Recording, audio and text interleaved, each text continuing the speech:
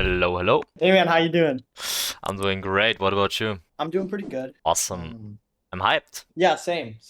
In the sign up, you mentioned that you currently have no direction for decision Yeah, making and you don't know how to handle certain matchups. Walk me a bit through the current struggles that you have and, just give me your thoughts on how your journey feels at the moment. well, I think I'm pretty like new, so I just to like background, I played like 2 years ago, Hmm. and I think I ended like gold something, gold like 4 or 3, and then I came back about a month ago, Hmm. and I got coached by one of my friends who's master. Hmm. And I got up to Emerald like 1, 2, and I've been bouncing back and forth for like a long, like I mean like 50 games, 80 games. I've just been bouncing in Emerald. And I feel like part of my issue is like I feel like I'm like lost in like the mid game. I don't really know what I'm supposed to be doing. Hmm. And there are some matchups that I really struggle with. Zoe is really tough for me in particular. Hmm. But I played like is I guess I mean I just don't know. I guess I don't really know what I'm doing wrong. I just know I feel like I'm not playing the game correctly. Okay. So you If that makes basically, so you reached a plateau point and you don't really Yeah. know why and what can give you the push to continue climbing. Yeah, well, I mean, I definitely know I'm playing, like, I feel when I'm playing bad, and there's plenty of situations where I'm like, I shouldn't have been there, I shouldn't have done that, Mm-hmm. I messed up that fight, I targeted the wrong person, but I think I don't know, like, what else I'm, supposed to be doing. Like, I don't know what the right decision is. Yeah, so basically the things that have a big impact on your wins and losses, right? Like the stuff that Yeah. actually matters when it comes to climbing peaks. Okay. Yep. Makes sense, yeah. Because I already took a look at your PGG and quite honestly, to me it really feels like you kind of know how to play Qiyana on a micro level just from seeing your stats. Like you have a lot of games already and you do tend to get quite a bunch of kills. So Yeah. probably what we are looking at here is that you struggle actually winning games, right? Like you Yeah. you kind of know how to kill people, but you don't know how to win games. And also there are some Yeah. games where you do seem to have really high deaths, and that usually comes from lack of direction in the mid game, most of Yeah. the time when I review other boards. So that's really interesting. Anything else you want to talk about before we get started? Stuff that you want to mention? Not, I'm sure stuff will come up while we're going through it, but not at the moment. Awesome. Okay. So I guess you prepared a couple of thoughts, right? Yeah. Let me one of them's uploading to YouTube right now. Mm-hmm. Okay, let's do it like this. Before your game is uploaded, like until that has happened, let's take a look at itemization real quick. And I'm just Okay. gonna quickly explain like the thinking process you should have when it comes to itemization, generally speaking. So usually when you play a champion, you have different types of first items that you can go for. For some champions, you only really have one that you can go for. For example, I'm currently playing Aurora, like I'm learning the champ, and on that champion, you Mhm. basically go Storm Surge every game, first item, right? Like it's just Right. the best item for her. So on Qiyana, you kind of have two options, right? You can either go for Profane or you can go for Voltaic. Both are fine. The only thing though is that you actually deal different types of damage with both items because Voltaic deals a bit more damage, but Profane has better wave clear, right? So the items are a little bit different, and ideally, what I really like to do when I climb or when I try to get a lot of games in and improve with the game and win a lot in like a very specific time period in a way, I really like to not think about items at all in a way. This might sound weird in the first place, but give me a moment, so I'm gonna explain why. So the way Okay. I want you to think about it is that you kind of have 100% focus, right, to your availability when it comes to what you think about, right? You have like the game, laning, trading, team fighting, macro, whatever. Like there's so many different skills in League that you have. And the way I approach it, and I do this for myself, like, and I'm a Grandmaster level player and I still do this because it helps me to like focus on the game only. So what I do is I go for the same item first every single game. Like I don't change it up. Mhm. And I go for the same item third every single game. And the reason you want to do that is because you need to itemize around Cyrilda's Grudge as an AD assassin. The reason why Okay. that's so important is because people, they get armor throughout the game, even if they don't build a single armor item. So if you look at, Right. I don't know, a Jinx or any other ADC or any other squishy champion, they will still end up having like 60 armor or 70 armor, even without building a single armor item. So that's why you need Cyrilda's Grudge third. It's like a core item. Like it's not a situational item in a way. So that's like the first trap that people fall into, that they don't build Cyril Duskwatch Dirt every game. So the way I want you to structure your items is you want to have, and I think it's easier to just show it in the client, you want to have the items set up in a way where you play the same first item every game and the same third item every game. So let's say you would start playing Voltaic, right? You would go for Voltaic every game. You would go for the same boots every game, right? So you would go for this every game because it changes the amount of damage you deal. So everything that changes your damage, you kind of want to have the same every game, right? Same. That makes sense. Because you want to get used to the limits, you want to get used to how much damage that specific build deals, right? And that will help you a lot with knowing your limits a lot better and getting better at the champ quickly. Because if you change up your first item permanently, you deal different damage amounts, and that can screw up an all-in or something because you don't exactly know how much damage you deal. So that's why I usually recommend, if you go Profane, start with Lucidities, because you want to go for ability haste centered build. If you start Voltaic, you kind of want as much damage as possible. So that's where you go like Immortal Path. So you would go the Omni boots. Yep. So it kind of depends on what you like more. I personally prefer Profane. Like, I play Profane every game. I just like the item. I think it's extremely useful for tempo and for pushing waves and stuff like that. If you are someone that prefers Voltaic, you can go for it. Like, nothing is holding you back from that. It's a personal question, right? So the way you want to itemize is you go for the first item every game, which is Voltaic, and then you can decide for the second item, and that is your situational slot. So you have either Profane, you have Edge of Night, or you have Serpents, if you go Voltaic. If you would go for Profane first item, let's do a quick thought experiment here. You would be going for Umbral, right? And then it would look like this. You would have Profane as a first item, then these items second. So this is your default, and these are the situational items you can go for. And then you would go for Super Duskwatch Dirt. And as a last item, you kind of have a couple of different options. And these are your 4th plus items. So this is like 4th and 5th, so the last 2 items that you are building. And the way I want you to view this is if you go Voltaic, you need Endless Hunger because you don't have much ability haste. And Endless Hunger makes up for that. And if you have Profane, Umbral, and Grudge, you kind of already have enough haste. And that's when you can itemize very defensively, where you can go like Death Dance and GA or something, right?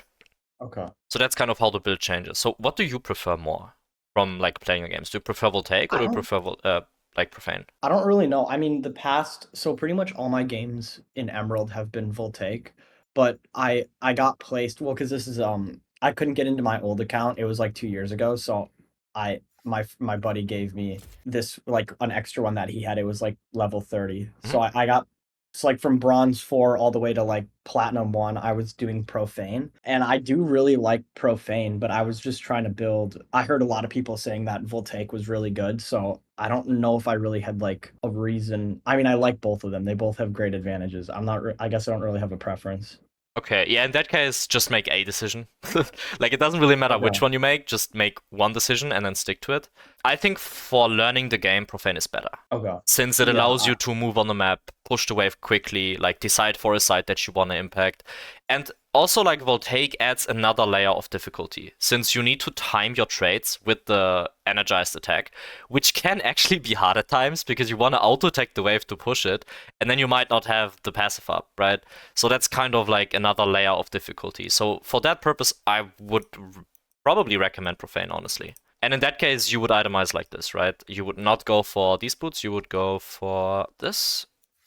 Obviously, these 2 boots are like situational, Mercs and Tabis. And then you would have Umbral as a default. And the way you want to play this build, just as a heads up, is you really want to play for your grass queue. So you want to play grass into grass into grass, and every single time you get out of your stealth, you can use an auto attack, which deals true damage because you have Umbral. That's kind of how the build works, like on a fundamental level. Yeah. That makes sense, yeah. I think I'll probably switch back to Profane because I did like the other. I feel like you have more freedom, right, with items. Yeah, I think so too. I mean, this just feels really good because you can kind of spam grass, and that allows you to play fights a lot safer. I just think, so I think Voltaic is objectively better if you play it really well at the high level. Like, it's currently a really strong item, but at the same time, it's a lot harder to use, and there is actually skill expression to it. And it's like, it can be really hard to use, right? That's kind of like the downside to it. Yeah, awesome. No, that makes sense. Yeah. So you would, and after Grudge, you would go for Death Dance and NGA. That's kind of the build. Or you can also go for more instead of Death Dance. But you want to go GA last every game. Okay. Like, I did not know that, actually. That's good. That's good to know. Yeah, it's really OP. It's really annoying. Like, if you have to, if you wanna like kill a Qiyana twice that is perma grass, it's really disturbing. It's like dealing with that is just annoying. Yeah.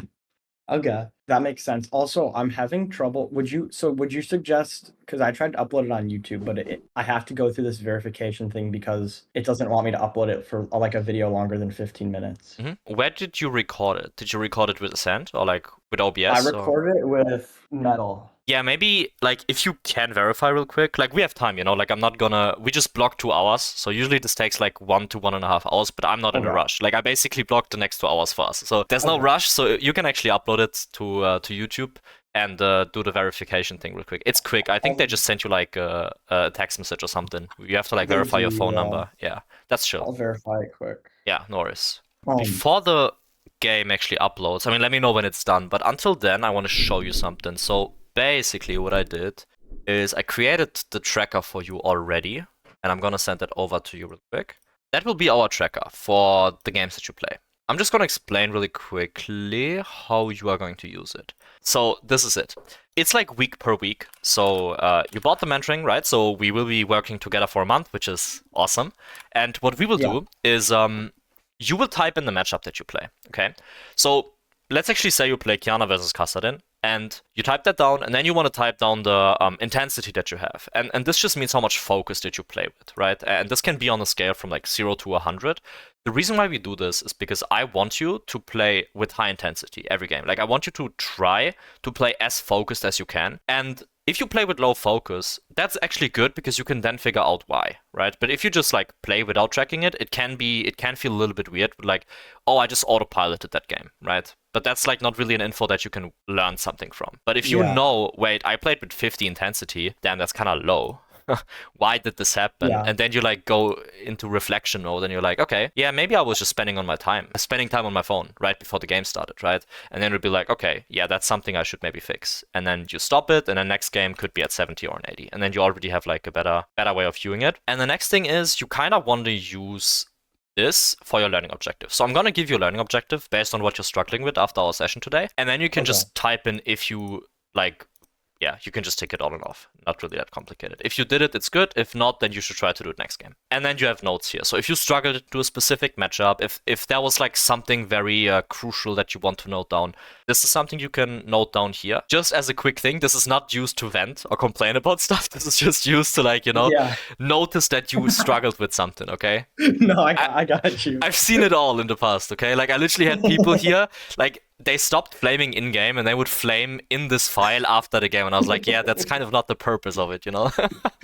That's funny. Yeah. Okay, and that's basically it. And then we have an average intensity here. So you can see here, Okay. if I type this down, like 50, 80, 100, you could see, okay, your intensity average was 76. And you want to have, or we are aiming for at least 70 average. So Okay. that's kind of our goal. If you can have that, you are playing with pretty high focus every game. And that's like the first thing.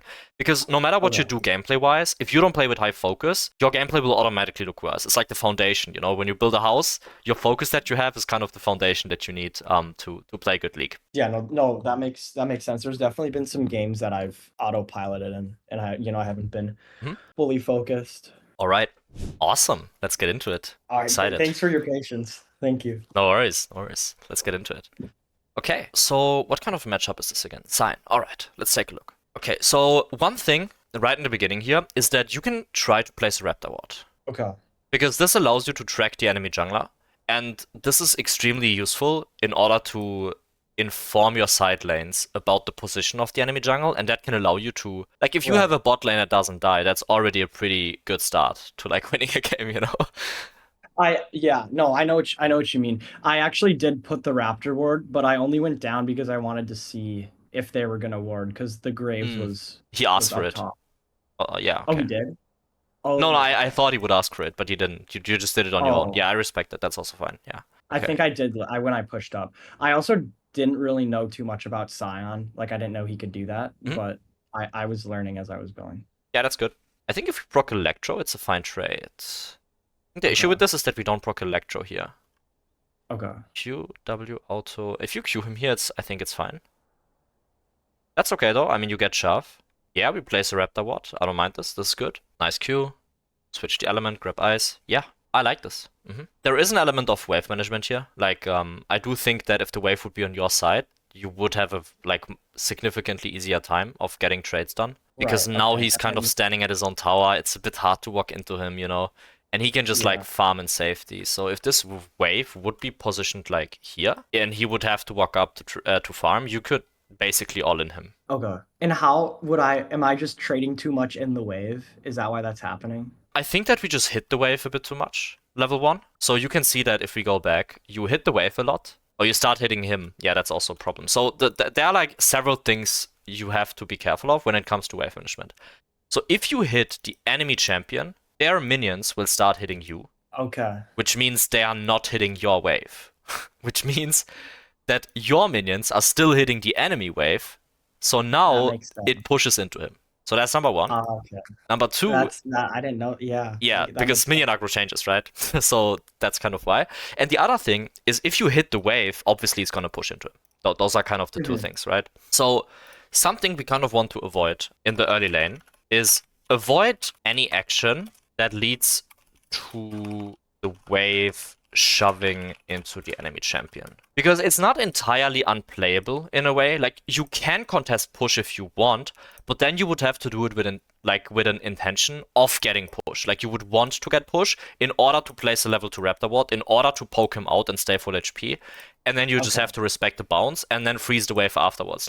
Like your plan for the lane needs to be granular. Okay. So that there That shouldn't be makes a thing of like, oh, the lane happened to end up being in this wave state. Like that shouldn't really be a thing, you know? Like you should have a very clear intention of how you want to manage the wave, every single lane that you play. okay. So if your mindset was like, I want to get push here, I want to poke him out, I want to get the second wave under his tower, I would actually check that off. I would be, okay, into Sign specifically, that's something you can do, right? But to me, it seems like you kind of went with the flow a little bit. Yeah. There wasn't much. Yeah. I know what you mean. Yeah. So Vego's pathing from top to bot. Your Graves is pathing from top to bot as well. So what does that tell you? I If should be playing up more, or well, the Viego, if he ganks, it's going to be at like 320, 330, right? So, and he's Mhm. going to come from the bot side. Yeah, it's gonna be like I think 255 is when the scuttle spawns. So what Okay. happens is actually that both junglers are pathing towards bot, so a scuttle fight can break out. Oh, okay. Yeah, that makes That's sense. kind of the thing. It's not guaranteed. Like if the junglers are smart, nothing will happen because you know the team that doesn't have bot prio will respect, and the jungler will just reset and go top. But yeah, since that usually only happens in like challenger lobbies. In a lot of like even GM lobbies, people just don't respect that. Yeah, this is fine. And the main thing you want to be careful of is like don't get ganked on the scuttle timer. Right. That's the main yeah, that's the main trap that a lot of people fall into. They get ganked at the exact scuttle timer. I actually think I died to a lot of ganks this game. Yeah, yeah. Yeah, so right here you can see that there's a scuttle fight happening. See that? Okay. If you look at the Yeah. minimap. Yeah. So let me just walk you through how this usually would end up. So normally what would happen, right, as Qiyana, is this wave would get shoved into you, right? So now you would have this wave currently close to your tower. So the next couple of waves that are coming back will push back into the sign, right? Right. So now you would end up in a situation where this wave right here would be like normally you would have a really fat stacked wave right now that would crash under Science Tower. And you would probably have a health advantage because you get a beneficial trade. You don't really need more than one good trade. And then you would have time to move here and kill the Viego with your Graves, normally. For the jungle, for the scuttle fight. Yeah. Exactly right. So this is kind of how it would have ended up normally if we would have like been aware of the enemy jungle and how the jungle kind of like plays out here with enemy jungle and your jungle both pathing towards bot, right? Just something to think about, right? Like if you get a kill here, I don't mind it. I think this is actually great.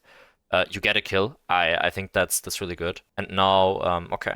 So let's take a look at this. So you get this kill on the sign, right? So let me ask you one question here. Can you realistically push this wave in before sign comes back? No. Okay. I was trying to even it a little bit because I think it ended up okay, but I don't know if that was good. Yeah, so do you have any alternatives if you look at this position right here? I don't know. Okay, what do you think about resetting here? I would lose a lot, wouldn't I? Like a lot. Why? Well, that wave would push. There's one, two, three, four, five extra casters. That wave would push really, really fast, and then the sign would TP, and he's probably would get a plate too, right? That could be completely wrong, but So it is a cannon wave. It might push slower. or I'm not sure. Yeah, so if you are decisive with this reset and you instantly take a base here, you will come back and you might miss like 2 minions at max. Okay. And he will miss Okay. the entire wave because the cannon wave is pushing in. So I see. the thing I is that see. you have home guards, right? So if you reset and then walk back, the home guards allow you to reach the lane very quickly again. Okay. So what would normally happen is if we like skip forward here, you would already be back in lane right now. I see. Okay. And now you would come back to like a fully stacked wave. And he would have That makes lost sense. everything, you know? That's like kind of a really huge difference. Okay. That yeah, I see. That always confuses me on what I should do with the wave before I have a reset. I Yeah, like never know. yeah, absolutely. So what I want to talk about here is let's talk about triggers that kind of indicate to you that you shouldn't do this. Like it's easy for me to tell you, yeah, don't push this wave. Like duh, yeah. But how Yeah. like in game, how do you actually see that? Like what are the red flags that kind of signalize to you, okay, I shouldn't be pushing in this wave, right? Well, there's a few, but my thought, I think it was just my idea on tempo, how fast things take to happen. Because I saw Sion had TP, and I was thinking Sion's gonna TP, the wave's gonna crash in, I'm gonna lose a lot under tower, and Sion's gonna get a plate. So that was like my initial thought process in the moment. So my goal was I'm gonna try and make the wave state even and then back. Mhm. So it like I don't know why that when I say it out loud it sounds kind of dumb. No, I think the idea itself is not even bad. It's just that you can't execute it because you kind of Fast enough. didn't really like understand how much time you have, which is totally fine. Like that's a reasonable mistake. I don't think it's dumb. I just think that you need to take a look at the red flags that kind of signalize to you why this isn't like the ideal play. So Right. let's think about this for a moment, okay? Let's pause this and let's think about in this specific situation after you kill the sign. What do you think could signalize to you that you can't shove this wave in and that you have to reset here? Well, I think there should be like because in my mind if this wave was back a little bit I would have left it. So I think it was a timing thing. So I think if there's a cutoff to I don't know if that sounds reasonable to how close the wave is to the tower. Mhm. Because if that wave was closer, that would have been I should have evened it, right? Or no? Even then you should have taken a reset. Okay. Okay. And the reason is quite simple. So, which summoner spell does Sign have? Teleport? Yeah, he has teleport, right? So, Yeah. he can TP to his wave after he comes back. Now, Mhm. look at his death timer. 3 seconds. It's 3 seconds, Yeah. right? So, the question you need to ask yourself is can I shove this wave in without dying before he comes back to the lane? That's kind of the Mm. question you need to ask yourself, right? And the answer to that is clearly no, right? Because he's back in 3 seconds, you can TP back, and then he's gonna freeze the wave, or he's gonna not allow you to reset, right? And then your tempo Right. is pretty cooked. And there is a different element to it, which is something you need to think about. If you want to get into the Diamond Master range, this is really relevant, which is tempo generally speaking. So the way I want you to view this is that even if you could get this wave shoved in, it's better to reset here. Yeah. Because you would That makes- arrive back together with the sign at the same time. Mhm. But you are ahead in items. And you are now able to impact the map, which Well, is quite important, right? So And if and if I did even if I did successfully push out that wave, Mhm. he would still get the wave anyways, right? Like Yeah, okay. exactly, like Even you if I wouldn't. didn't push it out, he would lose most of it, if not all of it, right? Yeah, exactly. If you would insta reset, you Okay. would lose the entire. Like, there's so many reasons for why this is like, for why it's better to reset. But the Okay. main one I want you to think about, and that's also the highest level one, is your tempo. Because you are still on the map. Like, okay, let's do a calculation here. So you killed a sign, right? So what's realistically the first time you could reset? I think if you W backwards here and walk here, you could reset, right? I think you would agree with that. You could instantly take a base. Yeah. Okay, so when is that? That's in like, what is that? Like 1, 2, 3. You could reset right now, okay? And the base takes 8 seconds to come online. So you would be in base at 3 minutes 30, right? So now you would be in base and you need like 15 seconds to walk back, basically, like roughly 15 to 20 seconds because of the home guards, you know? So Right. you would be back in lane right now. Yeah. That'd be really good. Now imagine, just imagine for a second, you are back in lane with a pickaxe, with a pink ward, and you are able to now play the lane again. Yeah. You could start trading, you could I don't know, you could place vision, you could do something on the map right now because you took a really early reset, you know? Mm-hmm. So the way I want you to think about this is you want to maximize the time that you can spend on the map while being strong. That makes sense. Yeah. Okay. And in order to do that, we need to ask ourselves, what does being strong even mean? Because then we can really get into the red flags, and that will make it super easy for you to find reset windows. So what does being strong mean? Walk me through it. What are your thoughts? Items, right? Yeah, so spend gold, right? If you Mhm. spend your gold, yeah, exactly. So Cycle. gold spent. Yeah. What else makes you strong? Like resources, like your health and mana. Beautiful. That's it. HP and mana. So if one of these is low, you are weak, right? So if this one is low, right, you are weak. Mhm. If this one is low, you are weak as well. And if you have too much gold, that also means you are weak because you didn't spend the gold, right? So you don't have Yeah. items. So what do we do with this info? The moment one of these is right, like the moment one of these conditions is met, you need to look for a reset as soon as possible. Yup. Okay. So the fact that all of these are ridiculously low, in my mind, that should already trigger, I need to reset as fast as possible. Right? Yeah, it should, like, the way you should think about it is in your gut, like in your stomach, you should be like, I really want a base, so I'm strong again on the map. Like Yeah, that's how okay. it should feel, you know? Okay. But the reason why it doesn't feel that way is because you're not thinking about you want to maximize uptime on the map, right? So here, if I see this, right, your mind should be like, I'm really weak right now. Like I really don't want to spend more time on the map like this. I really want to take a reset. And if you think about it that way, it's super logical, right? To reset in this situation and not push the wave. Right. Yeah, so No, I think that makes sense. there's an element, like there are two elements to this. First of all, you thought that you could get it in, right? You simply thought you had enough time to get this wave in, which is fine. Like that's something we just fixed.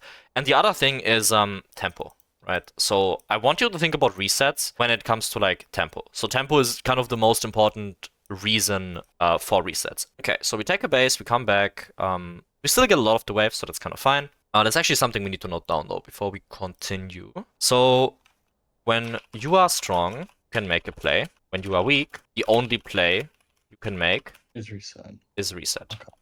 That makes a lot of sense actually. Yeah. Okay. Let's quickly talk about itemization here. So you got 1.1k gold and you want to itemize Cyclosword, right? I really want you to itemize refillable potion every single time. Okay. So instead of going glowing mode here, I would definitely go refillable potion. The reasoning is that one refillable potion gives you 120 HP per potion, which results to like, because it's like ×2, which results to like 240 health that you get. Okay. Wait, I think it's actually That makes 100. sense. If I'm not I think it's 100. I mean, it doesn't matter. It's extremely efficient. Like, refillable potion is the most efficient item in the game. Okay. Or one of the most efficient items in the game. So far, so good, though. I mean, you got the kill. You know, you did a lot right. It's just about refinement. I think we just need to Right. refine a couple of things with the resets, and yeah, so far that's the only thing I've been noticing. And also, like, the early game jungle tracking is kind of huge. Those are the two main things so far. Okay, let's take a look here. So E auto Q. If you get one more auto, he might be below 50%. Yeah, this is okay. Yeah, that was Okay. a rough What do trade. you think about this trade? I could have played it a lot better. I shouldn't have extended it that long, right? So, how exactly should you have played it? Walk me through this. I'm gonna put this into slow-mo, and then you tell me when, like, what you should be doing normally. Wait. Okay. Okay. Let's do it. I think these autos, I think that was should I have held on to my element longer? So, you get an E auto Q here, right? So E auto. This auto is also fine, and then Q, right? Yeah. Look at your health amount right now. Should I have just went away at that point? Yeah, you can just Okay. WQ to the side, like you can W I to see. ice and then Yeah. Q backwards, put him to half HP, and then leave.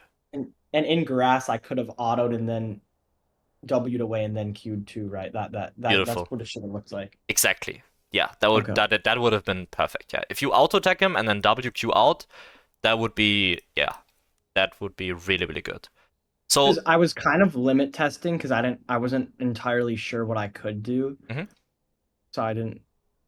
Yeah. Yeah. I should have just. Okay. Yeah, that was. So rough.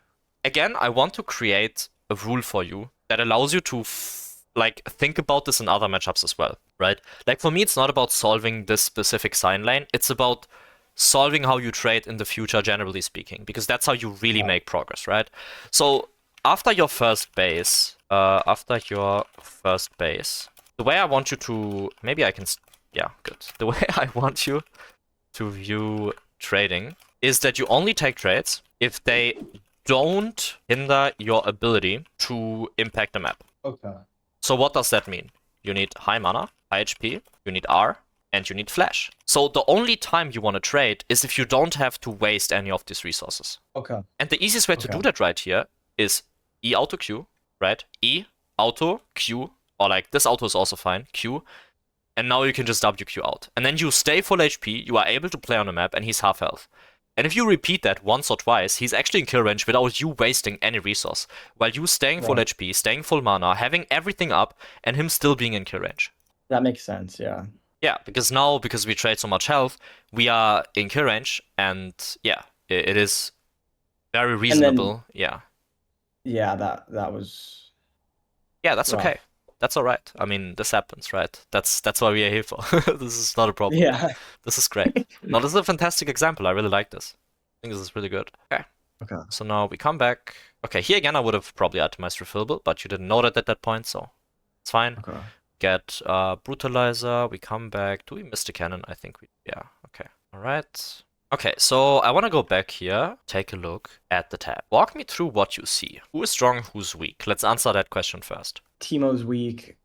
Viego is probably neutral. Scion is about to be strong now because he's gonna get that whole wave and the plate right. Ezreal's and their bot lane's really strong. All right. So Is that a yeah. So who's strong and weak on your team?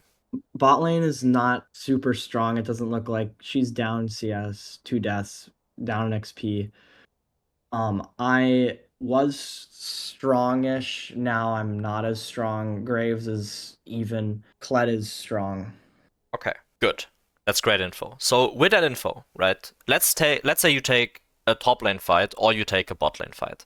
On which side is the fight more likely to be beneficial for you? Upside.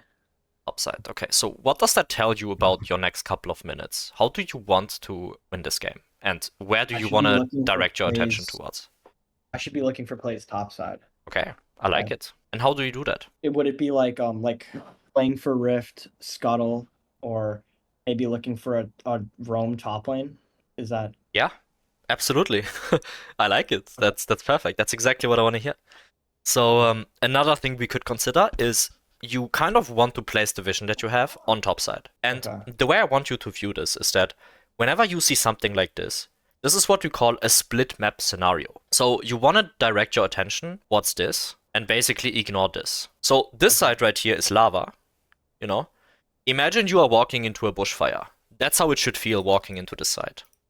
Okay, that makes sense. This is dead area, you know? Like this area has been poisoned by, I don't know, by a nuclear catastrophe, and now you don't want to walk in there anymore. Okay, Yeah. that's how I want you to view it.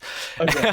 And now, so the way I want you to view topside is this is the promised land. Okay, like Okay. you really want to walk in here. You want to play with your Kled. You want to dive the Teemo. You want to invade Viego, play the Scuttle, play Grubs, play Herald. And what will end up happening is you are going to have a lot of success topside. So you will probably be 3 or 4 kills. Your Kled will probably have 2 more kills. Your Graves will be up in camps because you can perma-invade the Viego.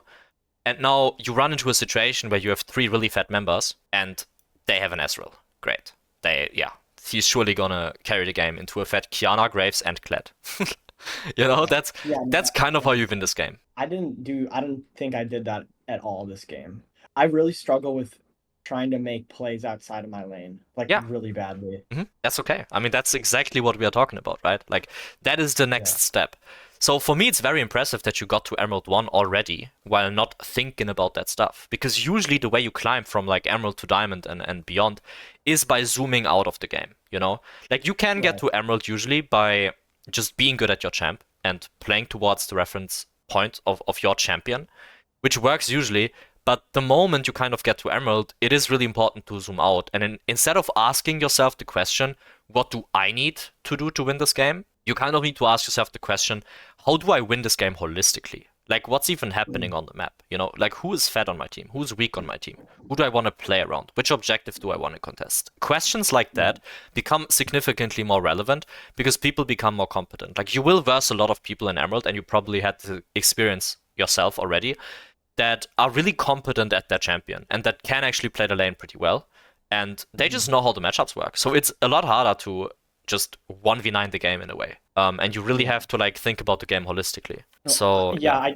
I definitely noticed a huge difference in Plat because Plat was it felt like people didn't even know how to play their like didn't even know I knew what their champion did more than like they did, and some of them had like a million mastery.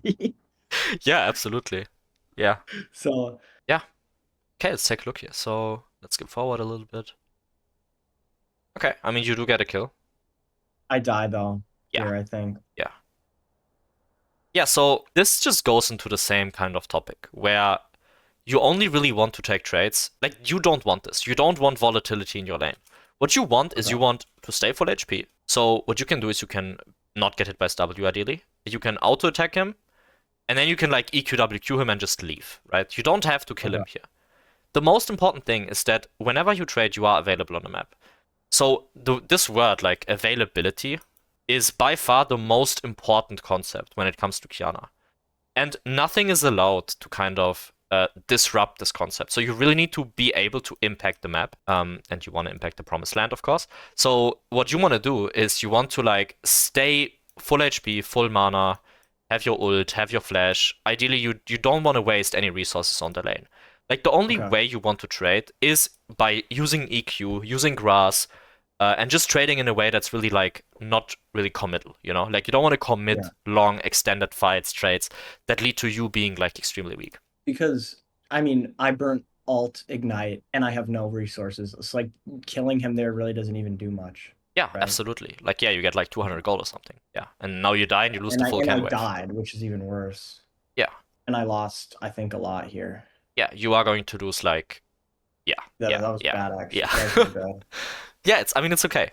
But the game kind of explodes here for you. Like, I'm not gonna sit here and tell you, yeah, this is not gonna disrupt your game. Like, this is really terrible for your game. Because if we are being, like, completely transparent, you could be on your way to level 9 already. Like, you could be level Mhm. 8 and half a level at level 9. With significantly more farm, no deaths, and being able to like just you could have even killed the Viego. Like, there's so many opportunities that we missed on the map, generally speaking, by being down when it comes to like the reset that we missed, you know, the death we had, and Yeah. the two deaths that we had, and also the fact that we just didn't preserve our health in lane. Because at this point, I knew that my job is really not to kill the Scion. And I just didn't know how. Because killing Scion does pretty much, even if I somehow managed to, I mean, he shouldn't even be dying to me, but Mhm. I somehow managed to kill the Scion, I can't do it without losing like absolutely everything, all of my resources, everything, right? And that's just not going to do much anyways, right? Yeah, absolutely. And just imagine a world, right, where you have your ult here, and you have your ignite, Hmm. and you have profane already, and you shove this wave in. Cyan responds to the wave on the tower, and you kill enemy Teemo and Viego in their own jungle with your Fed Kled right now. Like, in this exact moment. Yeah. Just like just try to visualize how difficult the game is for the enemy team if that happens. Yeah. And how big Yeah. of a difference that makes for the outcome of the game, right? Yeah. And now again, we are trading really heavily. We are losing a lot of HP. And yeah. All right. So another thing that I want you to think about a lot is that you want to impact the map. And the only way to do that is by being first on waves Okay. and pushing them quickly. Because otherwise, since the minions are respawning so quickly these days, and you know, like, it's very hard to find a roam timer. Otherwise, you will not have a big window to roam. I want to show you an example here where I played a game against the Galio, right? And you will see how a literal, I mean, without self-glaze, is just objectively a perfect roam. So I push this, right? You can see that I'm really early on this wave. You see this? Like, the moment the Yep. wave arrives, I'm immediately on the wave. I have my profane already at 8 minutes. I insta start shoving it. I use my profane, I use my auto attacks. I hold my rock Q and then I execute the minions. Like, this is the fastest possible way to push the wave. And then I grab ice and I instantly run top. Because I decided, yeah, my bot lane is 0-5. I'm not gonna play into my bot side. Yeah. That is this is a done story for me. And I saw that Right. my top side is somewhat even. I think my Xante was like 0-1, but you can kill a Yasuo. Like, Yasuo's pretty squishy, so he's like very killable. And I was like, yeah, let's roam top. And the only way for me to roam top is by pushing waves early. So you will see, I EQ flash this guy, I auto attack him down, we get a kill, very nice stuff, and then I move back mid. Now you might say, okay, but Galio didn't push this wave. The thing is, even if Galio one-shots this wave right now, I'm going to miss like 1 melee or 2 melees at max. Yeah. Right? Like you can see that I come back here, I get the entirety of the wave, I shove the next wave, and you will also see how I get resets. And this is what I talk about always when I'm talking about very good resets. So you can see that I push this wave immediately, right? I Q this, and I instantly base. And that allows me now to be back on this wave. Do you see how early I'm on this wave? It just met in the middle. That makes sense. And I just want to show you one more example of a good roam. So you can see here again, I'm instantly hitting the wave the moment it spawns, and I instantly run top again. Now, you can see in a moment, I get this kill on the Yasuo, EQ, WQ Profane, we get that kill, and I move back mid lane. And now, Galio tries to push the wave, right? He tries to. But it doesn't matter, because the tempo, it's just too good. Like, the tempo is just too good. So even if he tries to one-shot this wave, he can't really make use of it, right? He has to use his E defensively there, which is to him dying, right? And now the game basically explodes, right? Now the game is in a position where it just completely explodes. Right. Right? And I'm not expecting perfection from you, by the way. I just want you to start thinking about stuff like this, right? So when you leave the lane here, right? When you leave the lane here, I want you to tell me right now, what is the thing that tells you that you can't roam here? Like, can't move out of your lane? Like, if you look at the minimap, what is the indicator for that? Do you think you can find it? Usually the next wave, right? Where Perfect. the next wave is. Absolutely perfect. I love it, yeah. So if the next wave right now is here, you can probably roam bot. If the next wave is here, you absolutely can't. I don't remember. I think I was looking for just in case because they were pushed. So, well, I think you might have saw, but the Ezreal, I thought was in the jungle. And I saw him on the map. Yeah. And I turned because if you go back, yeah. Okay, let's do a thought experiment. Okay, let's say you kill Ezreal. What happens in your lane if you kill Ezreal here? Like if you roam bot and if you kill Ezreal? I'll lose a whole wave. And platings, right? Yup.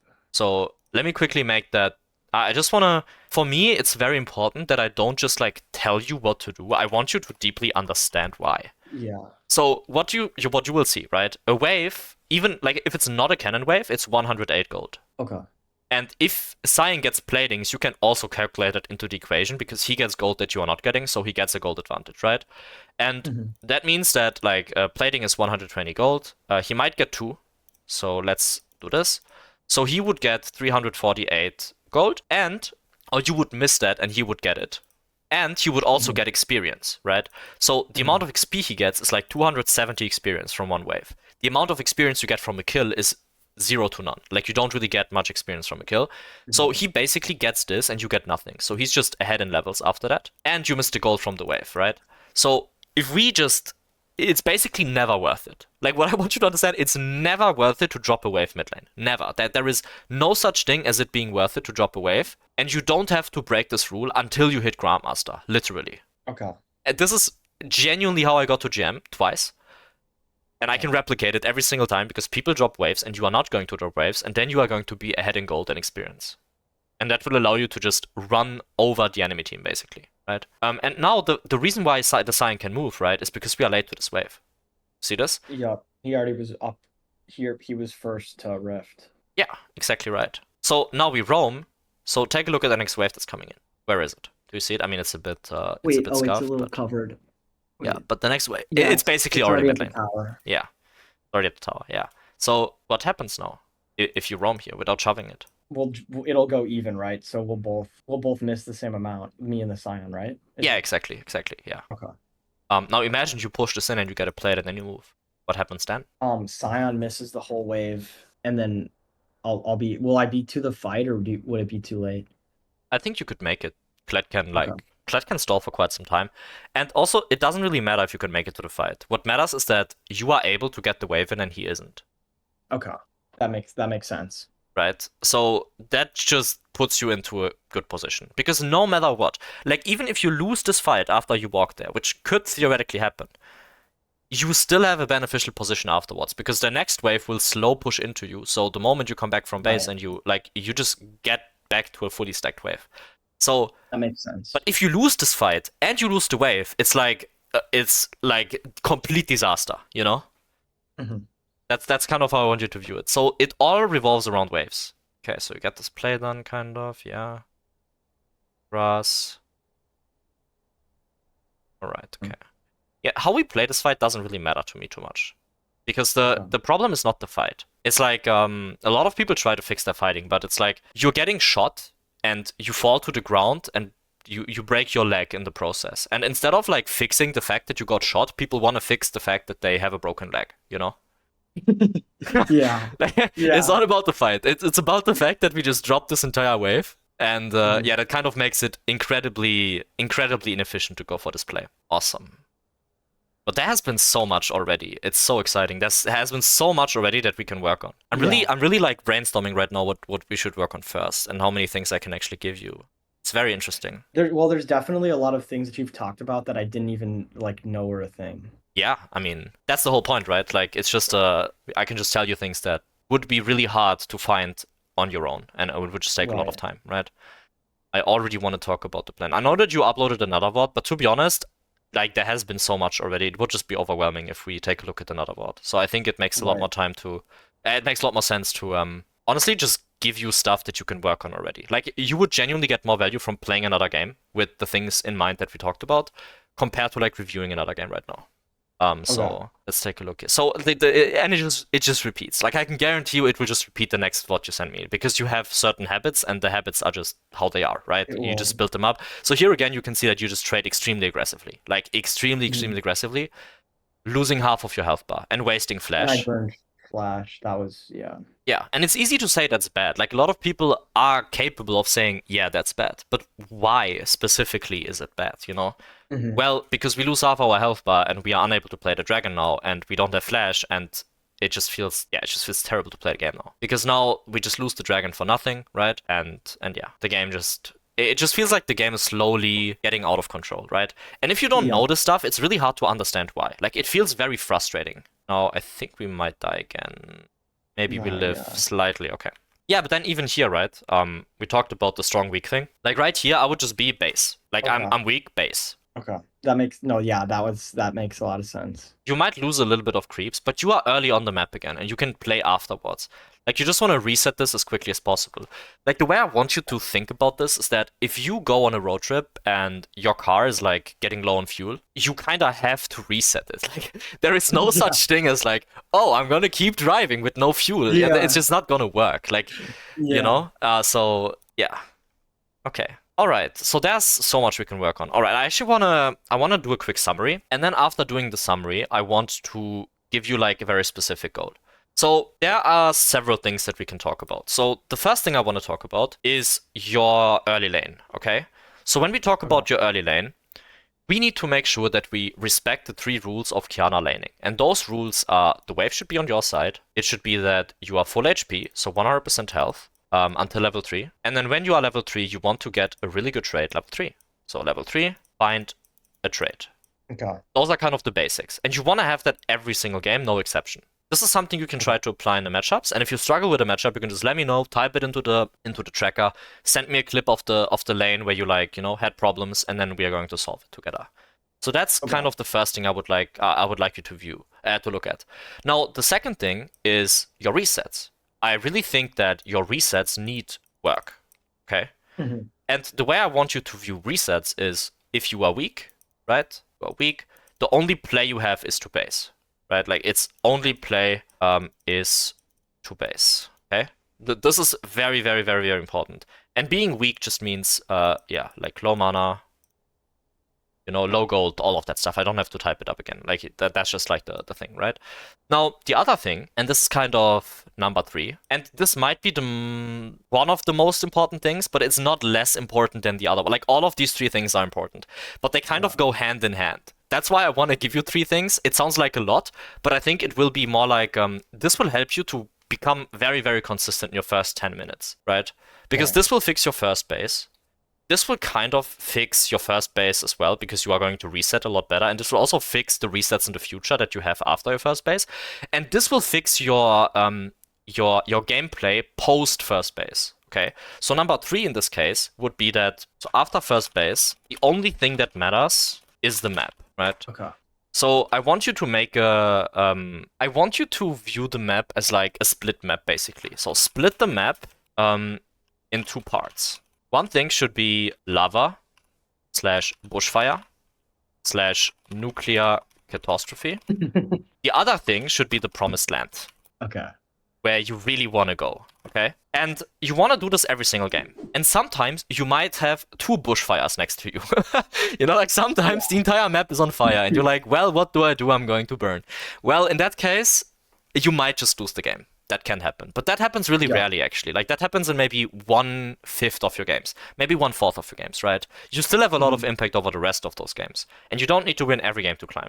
So that's kind of, really important to understand.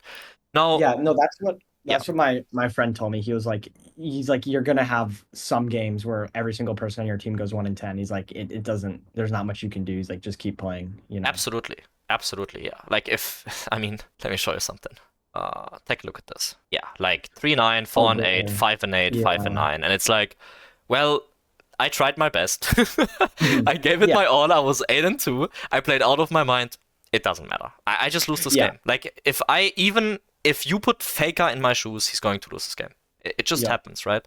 It is what it is. Just take it off, get some learnings, and then move on, right? Like, you can still review this game through the lens of, okay, how can I play the lane maybe better? But then, like, just don't fall into this trap that a lot of people actually fall into of like they use this game as a justification to like, look, the game is unplayable, how can I climb, blah blah blah. But this is like one of many games, you know. It's like, just tick this off and move on. It's whatever. It's a feature, not a bug. That's how I want you to view it. It's just part of the journey. That makes sense. Yeah. So, you know what? I think we should actually type down the other 2 things as well, and that will be kind of the learning objective part of things. So learning objective. For you, it's plural because it's several things. Respect the 3 rules of Qiyana laning. And those rules are full H wave on your side. That's kind of the most important one. Wave on your side every single game. What we can say is, if you contest push, do it with intention. Right? Like, there needs to be some really good reason for why you shove the wave, right? Okay. Like, if you want to shove the wave because you have a certain reason in mind, do that. I'm not gonna tell you to not do it, but it needs to be justified really well. Okay. The only time I ever really try and contest the wave is against a Sylas, because they really can't farm under they really can't farm under tower, and I feel like Sylas is one of the only champions I've been able to like consistently get a level 1 kill on. I feel like most, because I do trade Sylas level 1 like every single time, but I mean, I'm probably drawing like all the minions onto me, right? But the goal would be to get the wave into his turret anyways, right? Is that... Yeah, absolutely. That's something you can do, and if it works, it works. Like, the moment you would have to investigate that is if you tried it and it doesn't work. And then it would be like, okay, like, what happened here, you know? Like, I tried to shove him in, I tried to outrate him, it didn't work. And then you need to, like, go into investigation mode and figure out what happened. And obviously, the good thing is that you have help now, so you can also just send it over, right? Yeah. So, yeah, but that's totally fine. Like, do that, and yeah, I like it. If it works, it works. That's good. Okay, so wave on your side every single game. If you contest push, do it with intention. Then the other thing would be stay full HP until you can trade. This is different for every matchup, but usually this means level 2 or 3, depending on the lane.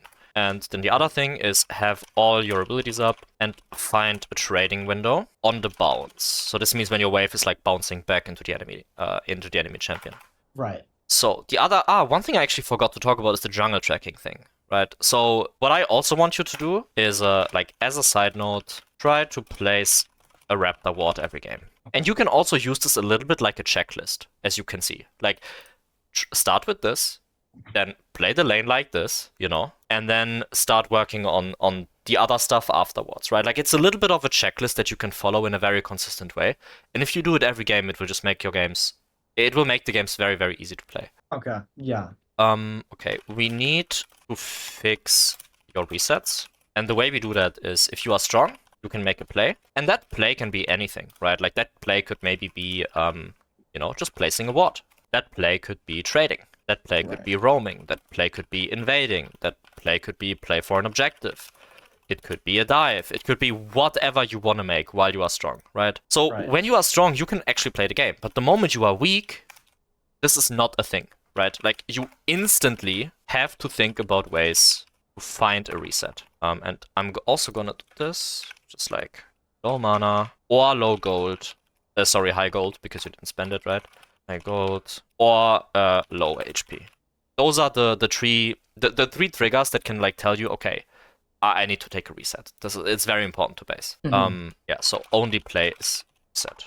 Awesome. And then this is like late lane, right? And this also means that the only way you can ever trade with your opponent post first base is if it doesn't disrupt your ability to impact the map. Okay? Right. Awesome. This is a lot. The thing is, right, this can be extremely overwhelming. So what I actually want you to do is be a little bit flexible. So I want you to try to implement all of these things. But if you realize after your first couple of games, man, this is too much. Like, I can't do all of this. And it's okay if that's the case, by the way. Then just remove one thing at a time. Remove this from your thought process and only focus on this. Right. And if you realize, okay, wait, that's also too much, then only focus on this. And the moment you have that, right, then that's when you can like move on to the next thing as well. What we can also say to make it easier is you can only focus on this, and then this will kind of be automatically in the back of your mind in a way when you like play the game. This should maybe be like in the back of your mind a bit more right now because we had a session, and that will make it easier for you to like play the game naturally. Okay, that makes sense. Is there a way that you could like send that or copy paste that in our DM? Yeah, of course. I'm gonna do that for sure. Yeah, I'm gonna do that anyways. You'll also get the recording of the session, so I'm documenting everything. That's not a problem at all. That's perfect. Yeah, for me it's just important to ask you if everything is clear. Like, is there anything that you didn't understand that you have a question about, like stuff that you just wanna talk about again? Well, everything that you said makes like perfect sense, but I feel like I just need like when it comes to execution, I'm not gonna be able to execute everything. Of course not. That's not the goal, right? I just wanna. That's why we take it slowly, right? That's also why I said do this slowly. Like this is very slow. Start with this maybe, try to focus on this for the first couple of games. And yeah, what we can also do, by the way, is we can also just give you this for now. I think that's actually a better idea. Let's do this only. And then we are going to schedule a new meeting right now for in a week where we take a look at if you were able to implement that. And then we can talk about the next topics afterwards, right? So something I would actually like to do is try to play the games and review or like record all the matchups that you struggled with. And then you can bring like 5 or 6 VODs, all uploaded ideally, and then we just take a look at them, all of them. And I'm going to like exactly walk you through, okay, in this matchup, you gotta do this and this. In this matchup, you gotta do this and this, and so on and so on. And then we are going to fix all the hard lanes that you have. Because I want you to be able to play your lanes at a very high level after the first week of the mentoring. So we can start looking into the things that matter a lot more, which like impacting the map and stuff like that, right? That's kind of the plan I would have. So this is kind of like week 1. And then we are going to take a look at week 2, week 3, week 4 afterwards, okay? Okay. Awesome. Anything you want to ask? No, I think I have a pretty clear understanding on what I need to work on, at least for now. And then the spreadsheet thing, I'll make sure to fill that out. Is it like a weekly thing? Like we'll have meetings weekly or? Yeah, I think doing it once per week is great because you want to have enough time to play games. So we actually have a sample size that we can look at, but we don't want to have too long of a time in between. So we can check in early enough in order to like fix problems that might come up. So I think a week is perfect. Yeah, that's usually how I do it. Perfect. I'll try and get 21, 28 games per week. Yeah, I mean, 3 to 4. Yeah, so wait, give me a sec. So week has 7 days. So ideally you shouldn't play less than this. So if you can do that, that's great. Like if you can get 20 games in a week, that's perfect. We don't need more than that. That would already be great. Just 3 games every day, high focus. Make sure to like do all the stuff you talked about, and then you're going to be in a great position. 100%. Okay. Awesome. Okay. Perfect. Nice. That makes sense to me. Huge. All right, then have a crack. Have fun in your games. And if you have any questions, also regarding the recording or like anything we talked about, just send me a DM. All right? I'm basically there all the time. Could be, so it could take a bit of time until I respond, but I'm gonna respond basically on a daily. All right? Yeah. Okay. Well, our time zones are like 7 hours apart, so I get it. It's fine. Awesome. Okay. All right. Thank you. Thank you so much. Yeah, no worries, man. Have a beautiful, nice rest of your day, and I'm looking forward to hearing from you. Awesome. Thank you. Me too. Have a Have a nice nice one. day. See you. Bye bye.